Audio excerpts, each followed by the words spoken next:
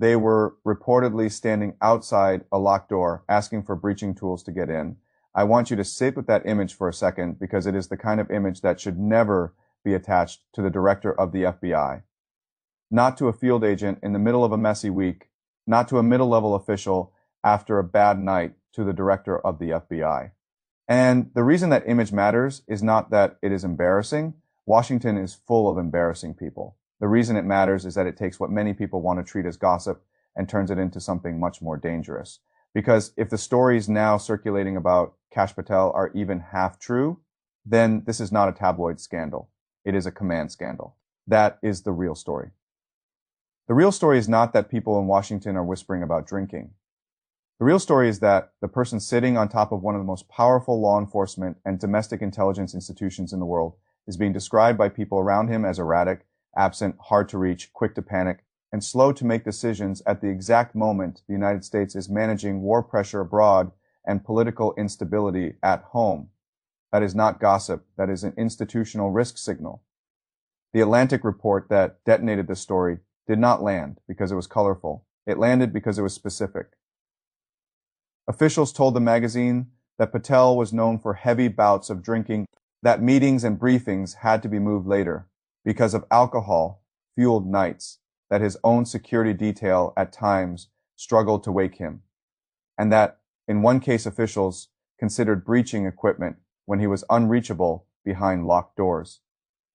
Even if you strip away every loaded phrase, every dramatic flourish, every bit of Washington theater, what remains is still deeply serious. The director of the FBI is not a brand ambassador. He is not a cable guest. He is not a partisan mascot who exists to post, threaten lawsuits, and reassure his fans on television.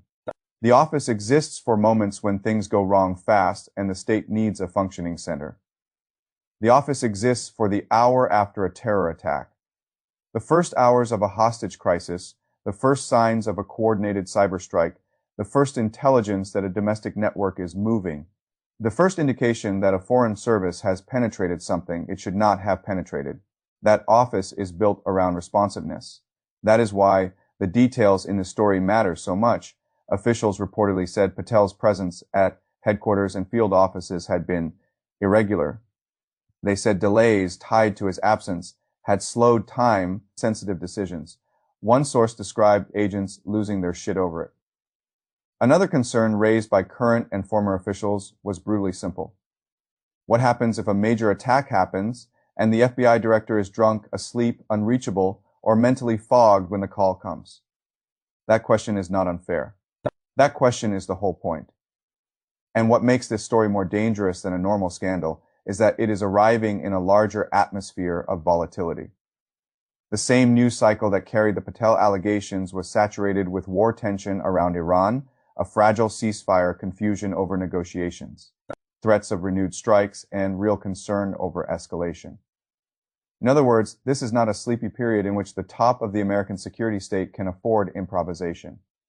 This is exactly the kind of moment when competence matters most and theatrics matter least. I want to be fair here because fairness matters when allegations this serious hit public life. Patel denies the story. He says the fake news mafia is attacking him because he is doing his job. He has sued the Atlantic for $250 million, alleging defamation, to win that kind of case. He would have to do more than rage on television. He would have to prove actual malice. He would have to show that the core claims were false and that the outlet either knew they were false or recklessly disregarded the truth. That means discovery. That means evidence. That means the one thing scandal politics usually tries hardest to avoid, which is a structured examination of facts under pressure. So yes, in principle, Patel could win and blow this entire story apart. That possibility exists. But if he is serious about that path, then this stops being a messaging fight and becomes an evidentiary fight. And that is where the story gets even more consequential. Because either the claims collapse or the paper trail gets uglier, there is no good middle ground. Now, let me tell you why I think so many people are still misreading this story. They are treating it as though the scandal is the drinking itself. That is too small in a city like Washington. Personal vice is not rare and it is not interesting. The question is whether private instability is bleeding into public function. That is the threshold.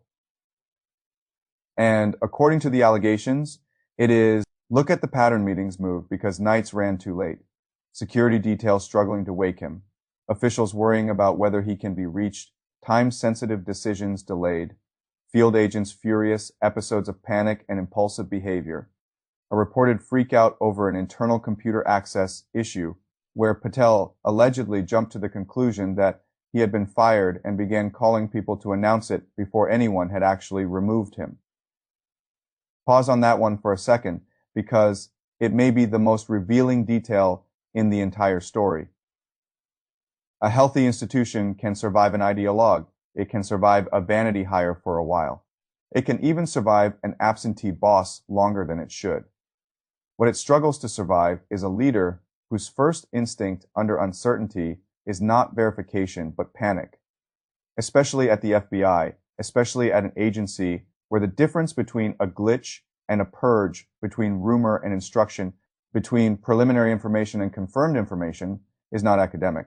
It determines whether people move, whether warrants get signed, whether operations continue, whether agents trust the chain of command, whether Congress starts calling, whether the White House believes the building is under control. That is why the computer system story matters. It is not funny because it is absurd. It is dangerous because it is diagnostic. It suggests that the problem, if the reporting is true, may not simply be alcohol. The deeper problem may be fragility, suspicion, impulsiveness, the inability to metabolize uncertainty without immediately leaping to conspiracy or personal jeopardy. And that kind of leadership defect does not stay personal for long. In a high-pressure institution, it spreads downward. People overcompensate. They delay bad news. They stop escalating problems. They begin managing the boss rather than managing the mission. An institution that should be hunting risk starts hiding from volatility internally. This is how serious systems rot. There is another reason this story has landed so hard. It cuts directly against the brand Patel was supposed to embody. He was not installed as a normal bureaucratic steward. He was installed as a wrecking ball. The appeal of Patel to Trump's world was never that he would be dull, disciplined, or institutionally protective. The appeal was that he would be loyal, aggressive, and willing to go after enemies. He was supposed to be the man who would finally make the FBI move with political intent instead of bureaucratic hesitation. But here is the trap in that design. Once you build legitimacy around aggression, every sign of disorder becomes harder to contain. A conventional director might get the benefit of the doubt because people expect reserve.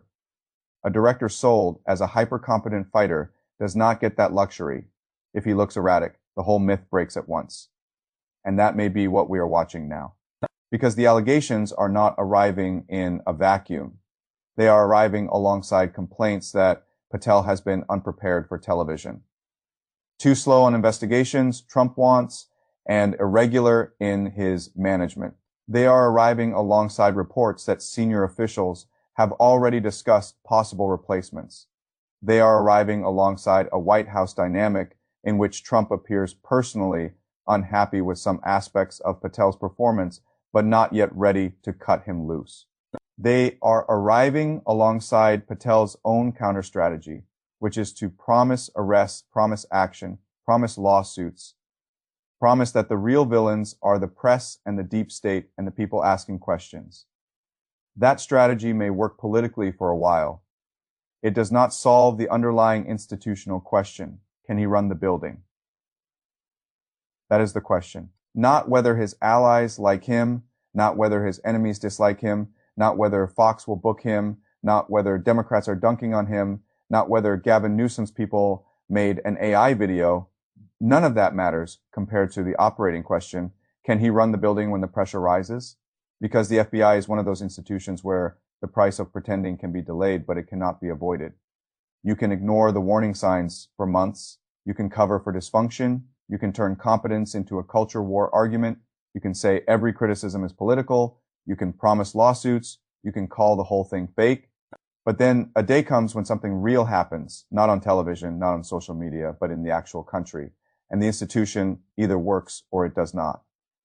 That is the moment this story is really about, and I think there is a larger pattern here that should worry anyone who cares about the American state, even if they don't care at all about Kash Patel personally.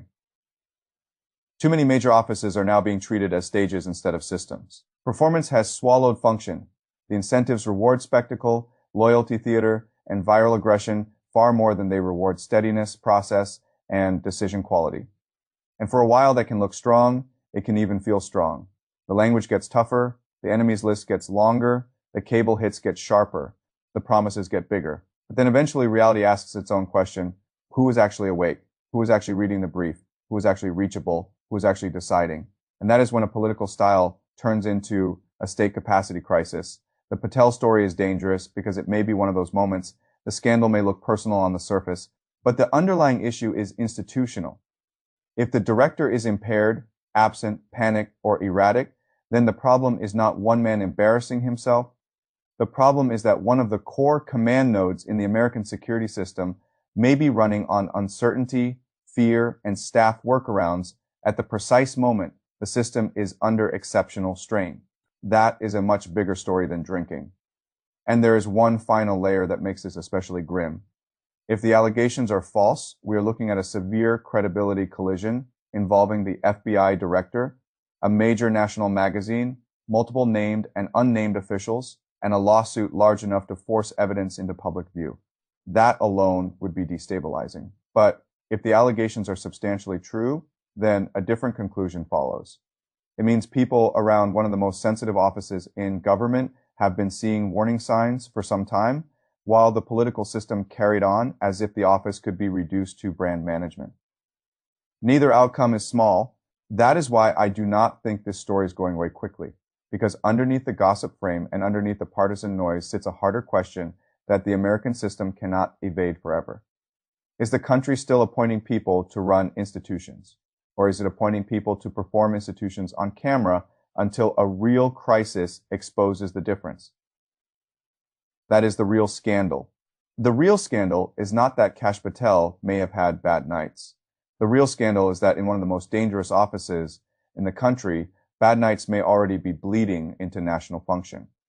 And if that is true, then this is not a personality problem. It is a state problem, and state problems do not stay hidden for long.